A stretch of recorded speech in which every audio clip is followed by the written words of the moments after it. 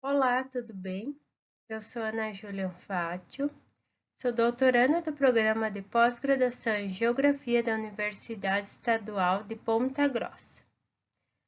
A minha pesquisa, ela está intitulada Trajetória Econômica e Territorial da Mesorregião Geográfica do Oeste Catarinense. Essa pesquisa também tem o apoio do Instituto Federal do Rio Grande do Sul, campus Erechim.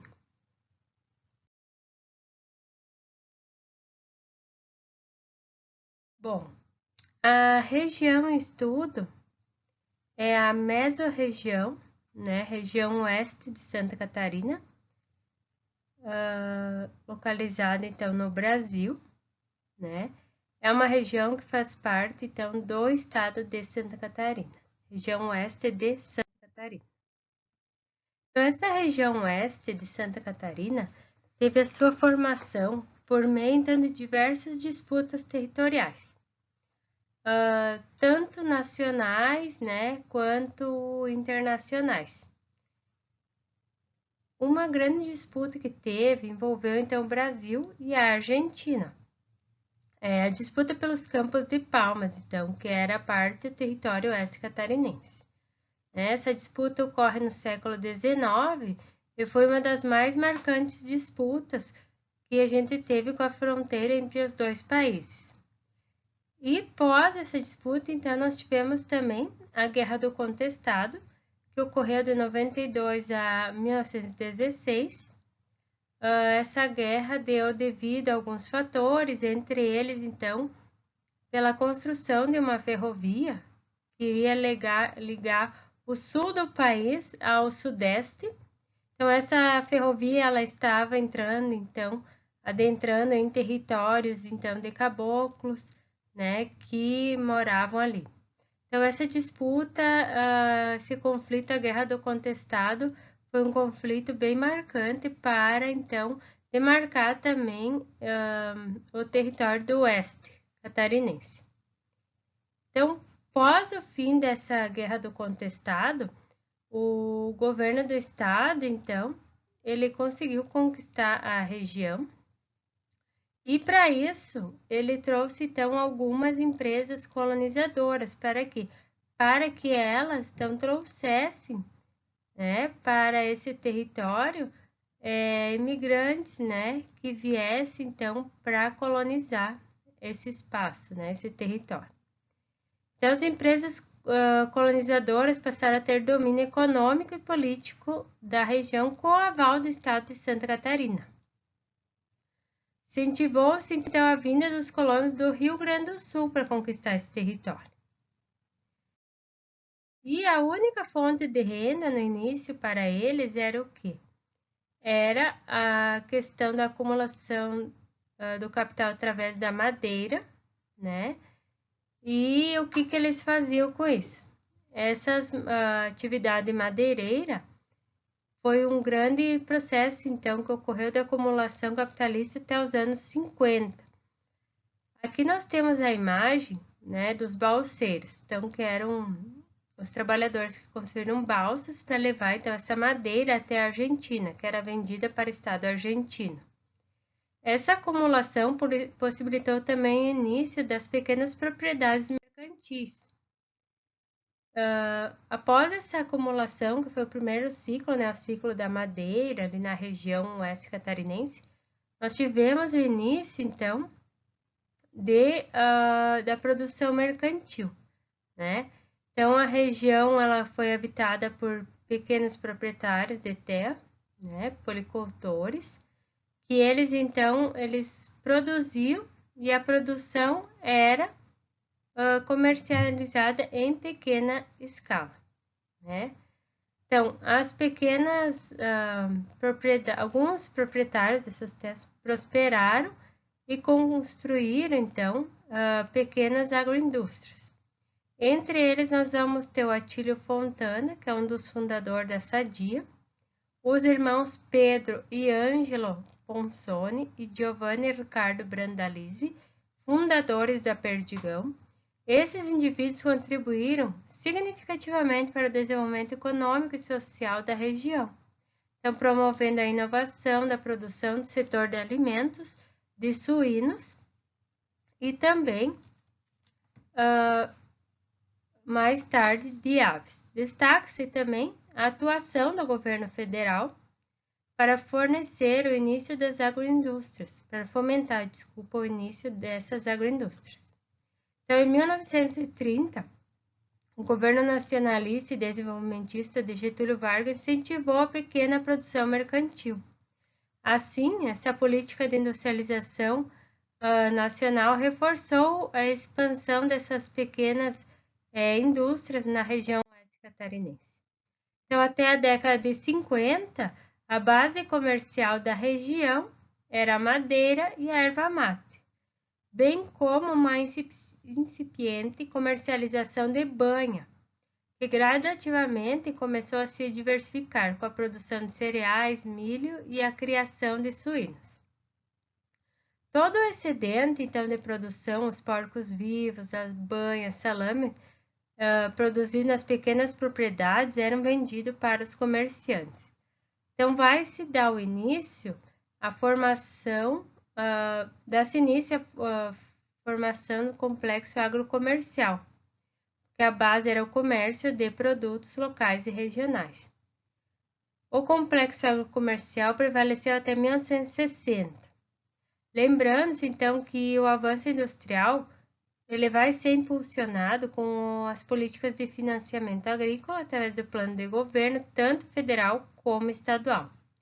A partir da década de 80, conforme Spínola, o governo brasileiro passa a se preocupar mais com esse setor agroindustrial do oeste catarinense. A modernização da agricultura aqui do Brasil e a introdução da agricultura no sistema capitalista ocorrem então as mudanças tecnológicas e a ruptura das relações arcaicas e o domínio do capital comercial. Então, o capital agrocomercial ele vai se tornar o capital agroindustrial, como afirma Goulart Filho, ou de capital mercantil para capital industrial. O surgimento das primeiras agroindústrias no oeste catarinense está associado à expansão industrial do país, mas principalmente à modernização da agricultura na década de 1960. As transformações, então, dos pequenos frigoríficos em grandes agroindústrias teve efetivas repercussões tanto na agricultura quanto no comércio e na indústria regional. Outro fator que se tornou favorável para o desenvolvimento da agroindústria na região oeste catarinense é que o complexo rural nasce precoce, conforme Dentes, né? Ele diz que ele já nasce voltado então, para mercados consumidores consolidados aí nos anos 60 e 70, principalmente para São Paulo, mas também outras regiões, ou seja, tudo que era produzido nessa região já havia o mercado consumidor. Então, entre os principais mercados consumidores dessa época estava a região sudeste e o principal era São Paulo, a cidade de São Paulo. As agroindústrias, então, dessa mesorregião oeste catarinense impulsionaram as mudanças de acumulação e o desenvolvimento do capital comercial para o industrial. Então, esses complexos formaram uma rede de relações entre as empresas e os produtores e o conjunto de atividades produtivas integradas. Nesse contexto, então, essas atividades produtivas da região, estudo passa a ir além da cadeia produtiva, com a integração da indústria com a agricultura e a formação das agroindústrias. Então, essas agroindústrias elas deixam de ser somente de interagir, de vender seus produtos somente no mercado nacional, né, e passa a ter também relevância no mercado internacional. Na década de 70 e 80, com a crise do capitalismo mundial, então o Estado desenvolvimentista do Brasil também entrou em crise. Então, a estagnação da produção ela levou as corporações a procurar novos mercados, novas tecnologias, novas formas, novos processos de produção e acumulação de capital. Em Santa Catarina, nós tivemos, então, um crescimento de 14,7%, né, na indústria nesse período. Então, alguns fatores vão contribuir para que esse processo produtivo de aves e suínos na região oeste crescesse, entre eles a integração no sistema econômico mundial, o crédito agrícola, né, e as políticas públicas para alavancar a produção e diversificação da produção.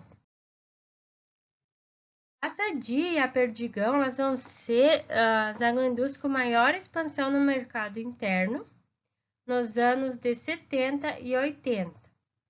Elas marcaram um grande processo de concentração de capitais e diversificação da produção com suas multiplantas. Elas tiveram uma expansão muito grande em todo o território brasileiro, né? Com novas fábricas, então expandiram então, até o centro-oeste do Brasil, o sudeste. Então, além disso, o complexo produtivo suíno-avícola deixou de ser uma atividade artesanal e familiar, passando a ser dominado por grandes corporações. Na década de 90, nós tivemos uma reestruturação econômica das agroindústrias do oeste de Santa Catarina. Então, as novas perspectivas econômicas e as mudanças da estrutura produtiva do país fomentaram a formação das economias especializadas. Entre essas economias está o complexo produtivo de carnes e suínos, e aves da região oeste catarinense. No estado de Santa Catarina, então, pós 1990, tivemos mudanças na estrutura produtiva. A principal mudança foi a desnacionalização no complexo agroindustrial.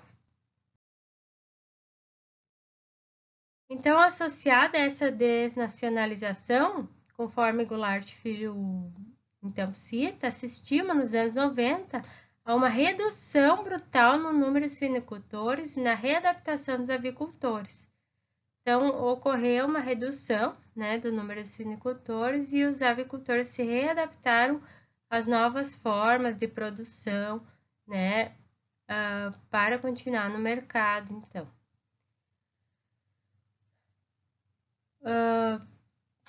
Completando que as carnes suínas e de frango por meio da Sadia, Perdigão e Agroalimentos ganharam o mercado nacional e começaram a disputar o acirrado mercado internacional, dominados pelas corporações econômicas dos países centrais do capitalismo. Esses gráficos a gente pode observar, então, né, que houve uma redução na década de 90 aqui, no número de produção de galináceos, mas logo após, então, com a readaptação desses avicultores, nós tivemos um aumento, né, desse número de galináceos. Já em relação ao número de suínos da mesorregião oeste catarinense, nós tivemos também, né, uma queda aqui, a gente pode ver. O crescimento só vai se dar maior pós 1996, dessa produção. Então, entre 1990 e 99, o Banco Nacional de Desenvolvimento, ele destinou em média 2 milhões para as agroindústrias brasileiras. Então, nesse período também tivemos início das fusões e aquisições entre as empresas nacionais e as empresas de outros países. Então, o que a gente pode dizer é que essa região, ela nasce, né, e ela traz consigo todo um histórico, né, da sua formação territorial, com base na agricultura familiar, mercantil, e depois transforma-se, então, uma região especializada, né, nas agroindústrias do complexo suíno-avícola da região oeste catarinense. Muito obrigada pela atenção.